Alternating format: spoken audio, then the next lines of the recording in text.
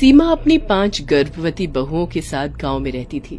उसके 5 बेटे शहर में रह रहे थे। 5 बहुओं की डिलीवरी का टाइम बहुत पास आ गया था, इसीलिए एक दिन बहुओं की डिलीवरी का समय होने वाला है। यहाँ मेरे अलावा कोई भी नहीं है। एक काम करती हूँ, इन सब को लेकर शहर चली जाती हूँ। वहाँ मेरे बेटे हैं। इस समय पर इन्हें भी अपने पतियों की जरूरत होगी, वो सब संभाल लेंगे।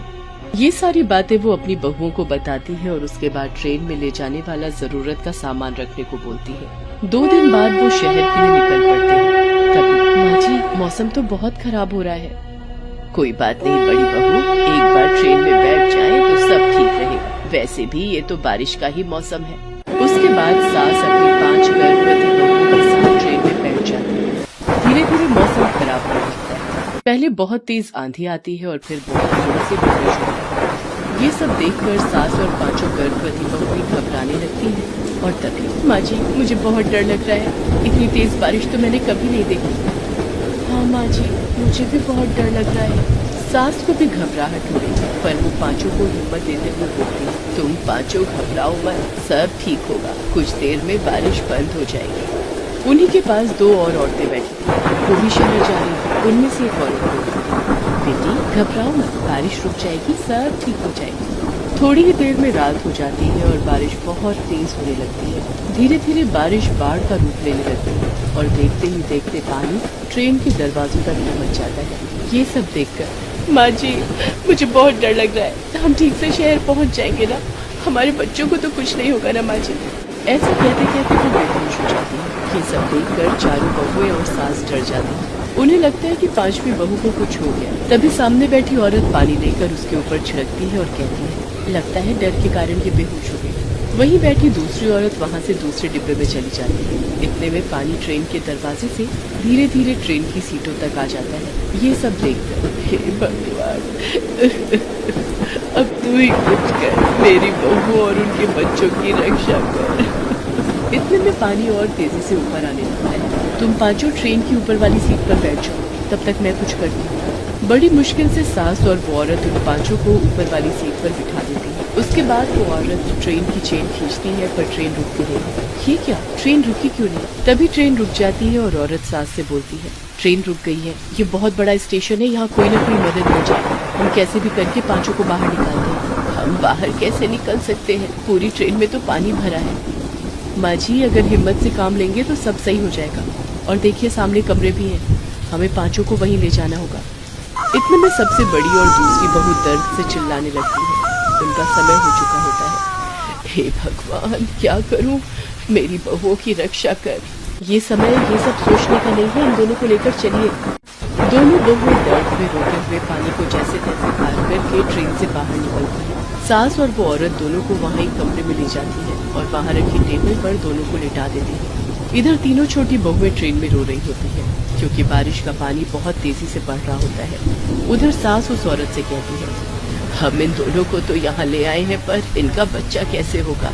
हम दोनों को ही सब करना होगा। पहले जब डॉक्टर नहीं होते थे तब भी तो बच्चे होते थे, अभी इन्हें और डर, अभी बच्चा होने में थोड़ा समय लगेगा। तब तक हम दोनों उन तीनों को भी यहाँ ले आते हैं। उसके बाद दोनों बहुत मुश्किल से फिर से ट्रेन में घुसती हैं। तीनों बहुएं रो रही होती हैं। तुम तीनों को भी हिम्मत करके ट्रेन से बाहर निकलना होगा, रोने से कुछ नहीं होगा, हिम्मत करो।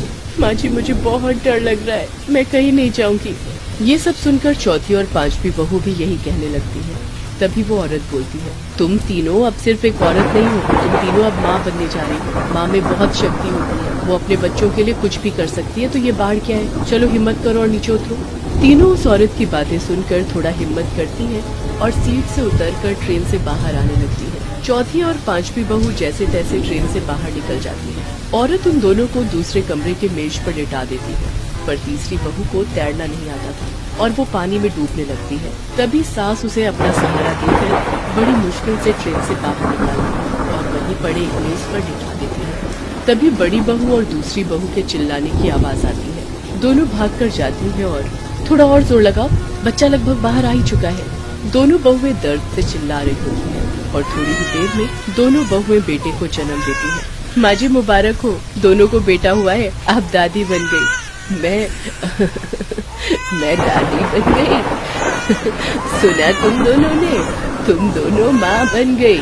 दोनों बहुएं अपने अपने बेटे को लेकर बहुत खुश हो जाती हैं। तभी दूसरे कमरे से आवाज आती है। दोनों फिर से दूसरे कमरे में जाती हैं तो देखती हैं कि दोनों बहुएं दर्द से चिल्ला रही होती हैं। तभी सास और औरत दोनों को हिम्मत देती है और थोड़ी ही देर में चौथी बहू को एक बेटी और पांचवी बहू को एक बेटा होता है। ये सब देखकर माँ जी क्या बात है, आप तो 4 बच्चों की दादी बन गई। सास भी बहुत खुश हो जाती है। वो चारों बहुओं को एक जगह बिठा देती है और बच्चों को उनकी गोद में रख देती है कि तभी बाढ़ का पानी उन कमरों के अंदर भी आ जाता है। बाहर तीसरी बहू दर्द से चिल्लाने लगती है। हे भगवान, अब कैसे जाऊँ तीसरी बहू के पास। माँ जी आप यहीं बैठिए, मैं जाती हूँ। तभी वो औरत पानी में तैरते हुए बाहर निकलने की कोशिश करती है पर पानी के बहाव में डूब जाती है। हे भगवान, वो नेक दिल औरत भी डूब गई इस पानी में। अब कैसे जाऊँ बाहर, अब मेरी हिम्मत जवाब दे रही है। तभी बड़ी बहू वहाँ एक खिड़की देखती है और वहीं पड़े कुछ डंडे देखकर, माँ जी आप डंडे की मदद से बाहर जा सकती हैं। माँ जी जैसे आपने हम चारों को और हमारे बच्चों को बचाया है वैसे ही आप उसे भी बचा लीजिए। ये सब कहकर चारों बहुएं रोने लगती हैं। ये देखकर सास बोलती है, तुम चारों रो मत, सब ठीक होगा, मैं बाहर जाती हूँ। ये कहकर सास उन डंडों का सहारा लेकर बाहर तीसरी बहू के पास जाती है। बहू दर्द से चिल्ला रही होती है। थोड़ी ही देर में तीसरी बहू को एक बेटी होती है। ये सब देखकर सास बहुत खुश हो जाती है और तभी बाढ़ का पानी कम होने लगता है। सास तीसरी बहू को उन चारों के पास ले जाती है और इसे कहते हैं जाको राखे साइयां, मार सके न कोई। इन पांचों को यहाँ आना था, इसलिए इतनी मुश्किलों के बाद भी आ गए। ये सब सुनकर पांचों बहुएं बहुत खुश हो जाती हैं और अपने अपने बच्चों को प्यार करने लगती हैं। तभी उनकी सास बेहोश हो जाती है। पांचों उन्हें उठाती हैं और एक टेबल पर लेटा देती हैं और उनके मुंह पर पानी छिड़कती हैं। थोड़ी देर बाद सास को होश आ जाता है और माँ जी आप ठीक है ना? माँ जी आज आपने जो किया है हम उसे कभी नहीं भूल सकती। माँ जी भले ही इन्हें हमने जन्म दिया है पर इनकी रक्षा आपने की है। हाँ माँ जी हम तो हिम्मत हार ही चुके थे। माँ जी आपका बहुत बहुत धन्यवाद। उसके बाद पांचों बहुएं सास को गले लगा लेती हैं और थोड़ी ही देर में पानी भी कम होने लगता है और सास बोलती है, मैं इनकी रक्षक नहीं हूँ, ये अपनी किस्मत से बचे हैं। देखो पानी कम होने लगा है। थोड़ी देर इंतजार करने के बाद सास अपनी पांचों बहुओं और अपने पोते पोतियों के साथ अपने बेटों के पास जाने के लिए निकल पड़ती है। स्ट्रेचर पर घायल अवस्था में अनु बेहोश लेटी हुई थी। उसका पति अंकित, उसके सास और ससुर स्ट्रेचर को धकेलते हुए ले जा रहे थे। सभी के चेहरे पर टेंशन साफ देखी जा सकती थी। अंकित तो लगता था कि रो देगा। वो बार बार अनु का नाम पुकार रहा था। अन्नू, अन्नू आंखें खोलो, देखो मैं तुम्हें कुछ नहीं होने दूंगा। अनु की सास की आंखों से झरझर कर आंसू निकल रहे थे। वो भी बार बार अपनी बहू को जागने के लिए कह रही थी, अनु अनु बेटा हम अस्पताल आ गए, तुम्हें कुछ नहीं होने देंगे, हम कुछ नहीं। डॉक्टर अनु की हालत देखकर उसे तुरंत आईसीयू में ले गए। आईसीयू के बाहर खड़ी सुभद्रा पुरानी बातों में खो गई। कल तीज का त्योहार था। सभी सुहागिनें इस त्योहार के लिए तरह तरह की खरीदारी कर रही थीं। कोई पूजन सामग्री खरीद रहा था तो कोई नई साड़ी, कोई पकवान बना रहा था तो किसी के मायके से तीज की साड़ी और श्रृंगार का सामान आया था। सभी के मन में तीज को लेकर उत्साह और उमंग था। अनु भी तीज की तैयारी कर रही थी, लेकिन उसकी सास सुभद्रा अपने पति जयशंकर के पास बैठी भुनभुना रही। उसका तो मुंह चढ़ा हुआ था। तीज पर बहुओं के ससुराल से कितनी सारी चीजें आती हैं, लेकिन एक हमारी ये बहू है, जैसे इसका रंग काला वैसे ही इसके खानदान के लोगों की नीयत काली थी। खुद तो अपनी बला हमारे सर पर डालकर निकल लिए और हमें फंसा दिया। अरे छोड़ो भी सुभद्रा, क्या सुबह सुबह तुम अन्नू को कोसने लगी? आप चुप रहिए जी, आपके कारण ही मेरे बेटे की किस्मत इस काली कलूटी की तरह काली हो गई है। कहाँ मेरा बेटा अंकित और कहाँ ये गोबर चुनने वाली शक्ल की अनु। सुभद्रा को अपनी बहू बिल्कुल पसंद नहीं थी और उसके दो बड़े कारण थे। एक तो अनु का रंग कोयले की तरह काला था और दूसरा वो बहुत ही गरीब घर की लड़की थी। कुछ दिनों पहले की बात है। जयशंकर जी अपने एक दोस्त शंभू से मिलने उसके गांव गए हुए थे, क्योंकि उसकी तबीयत बहुत ही खराब थी। लगता नहीं है कि अब मैं बचूंगा जयशंकर। अरे तू ऐसी बातें क्यों कर रहा है? देख जयशंकर, सच्चाई स्वीकार करना सबसे बड़ी समझदारी है। डॉक्टर ने साफ कह दिया है कि अब गिनती के दिन ही बचे हैं मेरे पास। ये कहकर शंभू जयशंकर को पकड़कर फूट फूट कर रोने लगता है। देख तू ऐसे रो मत यार, तूने तो आज तक मेरे आंसू पोंछे हैं, मुझे सहारा दिया है। मेरा तो कोई नहीं था यार, तूने ही अपनी छोटी सी जमीन बेचकर मुझे पढ़ाया ताकि मैं अपने सपने पूरे कर सकूं। मैंने कुछ नहीं किया यार, सब ईश्वर की मर्जी थी। लेकिन लगता है अब ईश्वर की एक और मर्जी के साथ ही मुझे दुनिया से जाना पड़ेगा।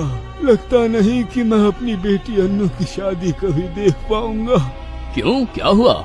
जय शंकर, कोई कमी नहीं है मेरी बेटी में। पढ़ी लिखी है, स्पोर्ट्स में अच्छी है, घर का सारा काम जानती है, पूरा घर वही तो संभालती है। लेकिन यार उसका काला रंग उसकी शादी के आड़े आ रहा है। दोस्त, हमारी सोसाइटी में गोरा रंग ही सुंदरता का मापदंड है। काले रंग वाले को तो लोग है दृष्टि से देखते हैं। शंभू, तुम्हारी चिंता अब खत्म। मैं अपने बेटे अंकित से तुम्हारी बेटी की शादी करूंगा। अंकित से? लेकिन क्या वो मानेगा? अरे क्यों नहीं मानेगा, हमारी अन्नू लाखों में एक है। जयशंकर ने अपने दोस्त को वचन दे दिया, लेकिन जब वो वापस घर लौटकर आया तो उसके घर में इस बात को लेकर कोहराम मच गया। अरे दिमाग खराब है क्या आपका? क्या सोचकर आपने अपने दोस्त को वचन दे दिया? इकलौता बेटा है हमारा, उसकी शादी ऐसी काली कलूटी से करेंगे हम, और आप कह रहे हैं कि उसके बाप के पास देने को कुछ भी नहीं है। उसके पिता को जो देना था वो सालों पहले उसने दे दिया। आज मैं जो भी हूँ उसकी बदौलत हूँ। तो फिर अपना कर्जा उतारने के लिए बेटे की बलि दे देना, ये कौन सा इंसाफ है? मैं बेटे की बलि नहीं दे रहा, शादी करा रहा हूँ उसकी, वो भी अपने दोस्त की बेटी से जो बहुत ही गुणी है। आजकल गुण कौन देखता है जी? मंडप पर लोग गुण नहीं रूप देखेंगे। हाँ, और उसके बाद है? उसके बाद तो गुण ही दिखा जाएगा ना। आपसे तो बहस करना बेकार है, लेकिन मैं आपको बता देती हूँ, आप अपने बेटे को नरक की आग में धकेल रहे हैं। अंकित को भी जब लड़की की फोटो दिखाई गई तो उसका मुंह बन गया। ये सब क्या है माँ? पूरी दुनिया में यही एक लड़की मिली पापा को मेरी शादी कराने के लिए। अरे इससे शादी करने से अच्छा है कि मैं ताउम्र कुंवारा रहूं। बेटा, मैं तो थक गई तुम्हारे बाबूजी को समझा कर, लेकिन उन्होंने तो जिद पकड़ ली है। भारी मन से अपने पिता की खुशी के लिए अंकित ने शादी के लिए हामी तो भर दी, लेकिन उसने मन ही मन तय कर लिया कि ये शादी सिर्फ नाम की होगी। दुनिया की नजर में हम पति पत्नी होंगे, लेकिन मैं उससे कोई रिश्ता नहीं रखूंगा। अंकित और अनु की शादी हो गई। वो बेचारी हजारों अरमान लेकर अपने ससुराल आई, लेकिन उसके सारे अरमान एक एक कर अपने पति और सास की जहर भरी बातें सुनकर मर गए। शादी की पहली रात को ही अंकित ने अनु से साफ साफ कह दिया कि देखो, मैंने अपने पिता की खुशी के लिए तुमसे शादी की है, लेकिन तुम मुझसे कोई उम्मीद मत रखना। आपने शादी के लिए हामी क्यों भरी? अरे मैं क्या करता, मेरे पापा जिद पकड़ कर बैठ गए। देखो, उन्होंने जो भी किया, लेकिन है तो मेरे पिता ही ना। मैंने मजबूरी में उनकी बात सुन ली। मेरे काले रंग से आपको भी दिक्कत है ना?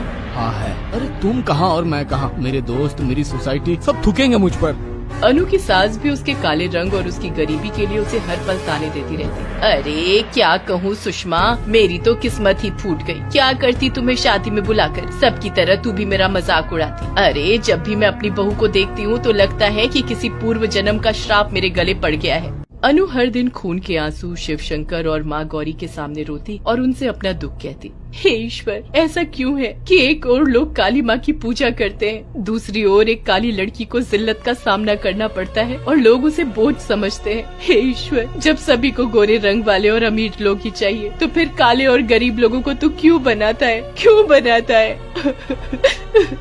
अनु हर दिन अपने ईश्वर से प्रश्न करती, लेकिन उसे कोई जवाब नहीं मिलता। बहरहाल अंकित तो उसे अपनी पत्नी नहीं मानता था, लेकिन वो तो उसे अपना पति मानती थी। वो पूरे दिल से तीज के व्रत की तैयारी कर रही थी। तीज के दिन की बात है, सुभद्रा पूजा की तैयारी में लगी हुई थी और अनु दूसरे कमरे में मेहंदी लगा रही थी। तभी दरवाजे पर दस्तक हुई। अंकित ने दरवाजा खोला। दरवाजे पर 3-4 लोग खड़े थे। जी, आप लोग कौन है? सर, हम लोग बिजली डिपार्टमेंट से हैं। बारिश का मौसम आ रहा है, इसलिए हम लोग सभी घरों की कनेक्शन चेक कर रहे हैं, ताकि अगर कोई खराबी हो तो उसे ठीक कर दिया जाए। नहीं तो फिर बारिश में आप लोगों को परेशानी होगी। अगर आप लोग इजाजत दें तो हम लोग कनेक्शन चेक कर लें।